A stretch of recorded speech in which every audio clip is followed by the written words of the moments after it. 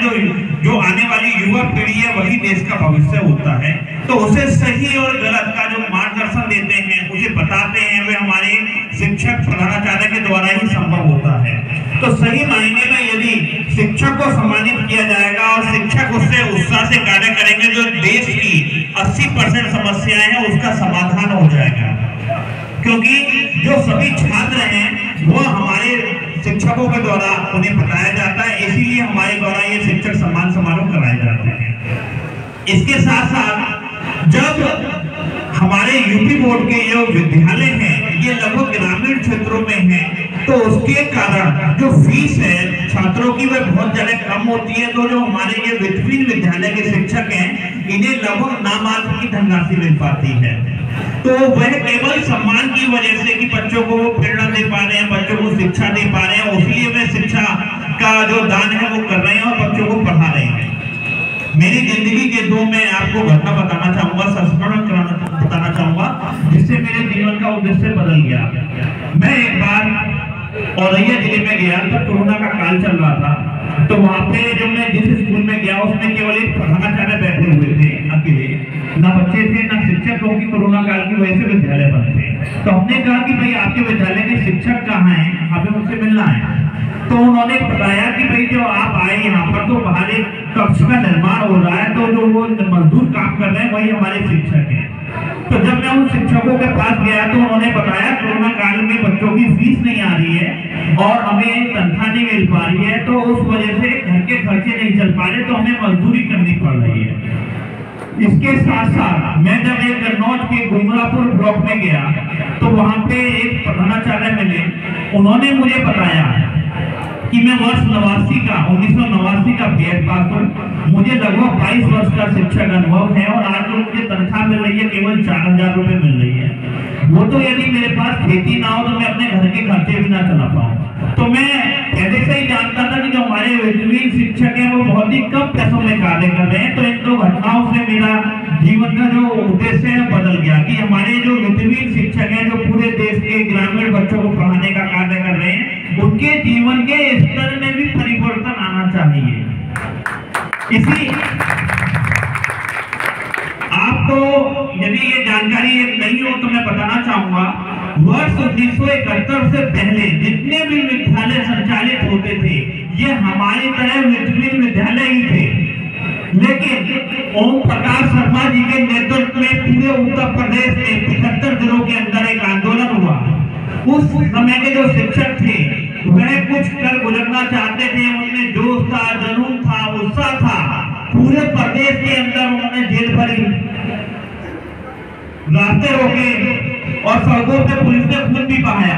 लेकिन उनमें जो जज्बा था कि हमें कुछ सरकार से लेना है, तो उस आंदोलन का प्रभाव था कि 1971 के बाद जितने भी विद्यालय थे वह सहायता प्राप्त विद्यालय बने और उन्हें आज भी जो तनख्वाह वो सरकार के द्वारा मिलती है और पेंशन भी वो 1-1 लाख रुपए जो लेते हैं उसी 1971 के आंदोलन की वजह से लेते हैं।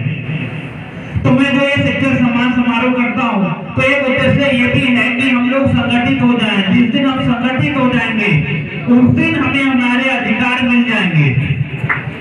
लगभग 22,000 विद्यालय पूरे प्रदेश में संचालित है। ऐसा कोई ब्लॉक नहीं है जिसमें हमारे सैकड़ों विद्यालय ना हो और लगभग 85% जो बच्चे हैं प्रदेश के वो हमारे यहाँ पढ़ रहे हैं, यानी उनके जो अभिभावक हैं उन्हें हम डायरेक्टली जानते हैं।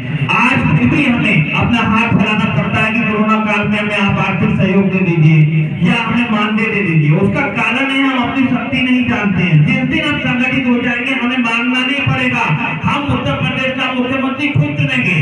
लेकिन हमारे यहाँ बीच में बैठे हुए श्री अशोक लवानिया जी भी उत्तर प्रदेश के मुख्यमंत्री हो सकते हैं यदि हम 22,000 विद्यालय संचालित मतलब संगठित हो जाए। लेकिन समस्या क्या आती है कि हम जब अपने ब्लॉक में जाते हैं तो हम संगठित नहीं हैं। उसका कारण है कि किसी विद्यालय में छात्र ज्यादा हैं, किसी में कम है, तो जो भी रीजन है, किसी का परीक्षा केंद्र बन गया तो जो उसके पास में विद्यालय है उसके यहाँ छात्र संख्या कम हो गई, तो कोई भी रीजन है तो हम राजनीतिक रूप से सपा भाजपा बसपा में बटे हुए हैं या क्षेत्र के हिसाब से बटे हुए हैं। जिस दिन हम संगठित होंगे अपने विद्यालयों की समस्याओं के लिए, उसी दिन हमारी समस्याओं का समाधान होना शुरू हो जाएगा। मैंने जब ये चुनाव लड़ा तो मेरा उद्देश्य नहीं था कि मुझे कोई विधायक बनना है, धन कमाना है। मेरे मन में हमेशा एक चीज थी कि हम अपने विद्यालयों की चाहे कोई भी समस्या हो, स्कॉलरशिप से संबंधित है, कोई प्रवेश फॉर्म भरना है उससे संबंधित है, तो हम उत्तर प्रदेश सरकार से डायरेक्ट पूछ सकेंगे भाई आपने ये गलत नियम बनाए हुए क्या, क्यों बनाए, इसका निवारण कैसे होगा। तो उस एक उद्देश्य के लिए मैंने ये वर्ष 2020 का इलेक्शन लड़ा था, बिना संगठन के, बिना कार्यकर्ताओं के ये चुनाव लड़ा था। और लगभग जो फतेहाबाद तहसील है, बाहा तहसील है, इसके लगभग 100% विद्यालयों के वोट मुझे मिले, जिसकी वजह से जो वर्ष 2020 की जीत हुई, मैं कहता हूँ वो प्रत्येक विद्यालय के शिक्षक की जीत थी। ये आप सबका सहयोग, स्नेह बड़ों का आशीर्वाद ही था कि वर्ष 2020 में दुनिया के सबसे बड़े संगठन जो राजनीतिक दल है भारतीय जनता पार्टी, उसके प्रत्याशी को हराना आकाश अग्रवाल ये काम नहीं कर सकता था।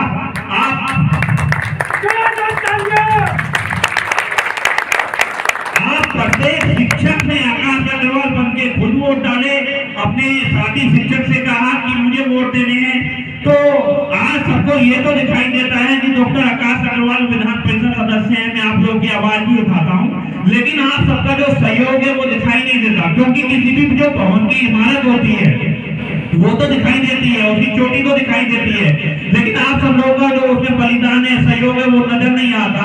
तो इन सब कार्यक्रम के द्वारा मैं वो भी आप सबको धन्यवाद देना चाहता हूँ कि आप सब लोगों को मुझे सहयोग मिला, और आप सब लोग कहीं नजर नहीं आते कि जो एक व्यक्ति जीतता है वही नजर आता है, आप सब लोग नजर नहीं आते हैं। तो मैं आप सब लोगों का एक आभार भी व्यक्त करता हूँ। आप लोगों की जो आवाज है वो विधान परिषद में मैं इसीलिए बार बार उठाता हूँ कि जो हमारे अधिकार हैं वो अधिकार हमें मिलते रहे, जो भेदभाव उत्तर प्रदेश सरकार या सरकार के द्वारा हो रहा है वो ना हो। मैं आपको एक चीज और बताना चाहूंगा, संविधान में लिखा हुआ है शिक्षा, कानून व्यवस्था और चिकित्सा समवर्ती सूची का विषय है। इसका मतलब होता है इससे होने वाला 1 रुपए से लेकर 100 करोड़ तक जितनी भी धनराशि है उस पर सरकार व्यय करेगी। इसीलिए जो पुलिस है उस पर आप लोग 1 रुपए भी खर्च नहीं करते, सरकार के द्वारा संचालित होता है।